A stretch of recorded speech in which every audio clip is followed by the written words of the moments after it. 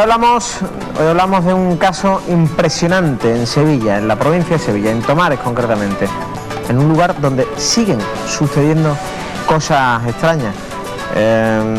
Una de esas historias que todo investigador le gustaría conocer en profundidad, Efectivamente, porque hoy José Manuel García Bautista, que nos acompaña, buenas noches, José, nos vas a contar una historia que conjuga una historia real con una mezcla de elementos tan característicos como puede ser, y ya conocidos por nosotros, la tabla de la Ouija, las apariciones y todo tipo de fenómenos paranormal.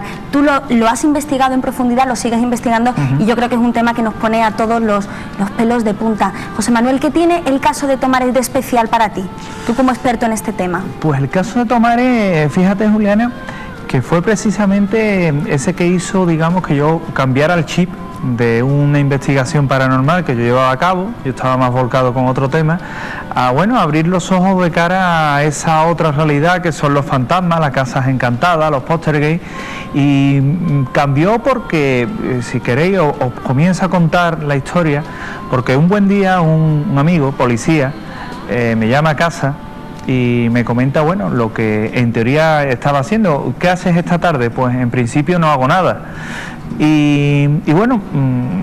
Vente. Que los agentes iban bastante nerviosos.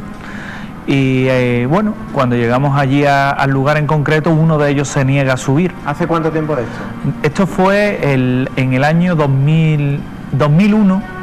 Fue lo que os estoy narrando, pero se ha mantenido en el tiempo. He visitado el lugar en otras ocasiones y aquello sigue activo. Los policías reticentes a entrar en ese lugar, no querían. De hecho, solo entraron dos, mi amigo que es policía, evidentemente, y otro agente más. Y nosotros llegamos allí un mes de mayo del año 2002, creo que era. Y lo primero que choca de aquello es que en el piso pues hay muchísima calor, fuera en mayo hay 33 grados y en el interior del piso desciende la temperatura a casi 13 grados, hay una bajada de 20 grados de temperatura.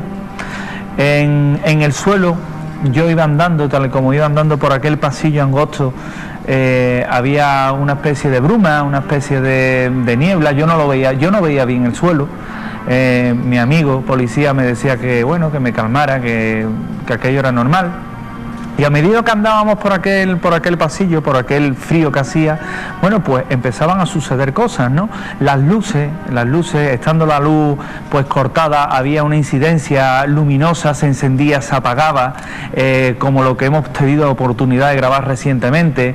Los grifos del agua se abrían y se cerraban también solo, impulsado por unas manos invisibles, pues también echaban agua. Veíamos sombras en los pasillos, como si alguien estuviera paseándose por allí. Al final al final del pasillo, como lo estoy contando, ya te digo, hay testimonios de personas de bastante peso que han visto esto mismo. Una vela en una puerta, se entra en aquella habitación y en aquella habitación cesan los fenómenos, no pasa nada. Si bien es cierto que una de las muñecas que había en aquella casa sí parecía tener movimiento, no un movimiento exagerado como la gente se cree, muy sutil, ¿no? Sino sí un movimiento sutil que te ponía nervioso, ¿no? Si a ello le sumamos la historia por lo que viene esto, pues uno se queda aún más intranquilo. Y no es ni más ni menos, Fernando y Juliana, que allí precisamente una chica un día pues decide hacer una Ouija, ese juego que todos llamamos, mal llamado juego, lo hace justamente cuando fallece un familiar, su abuelo en concreto, y pasa... ¿Eso qué significa? ¿Que el espíritu todavía estaba allí? Te cuento porque cuando realizan aquella sesión de Ouija el vaso estalla, es algo normal que el vaso estalle, o relativamente normal, esto entre comillas, y de aquel vaso sale una especie de vapor que esta niña aspira. No pasa nada, y al cabo de las 48 horas, durante el almuerzo, pues la niña fallece. Vale. Se muere. Inmediatamente, cuando, como parte de nuestros espectadores sabrá, cuando hay un fallecimiento de una persona joven, se abre una investigación para determinar las causas ciertas de aquella muerte.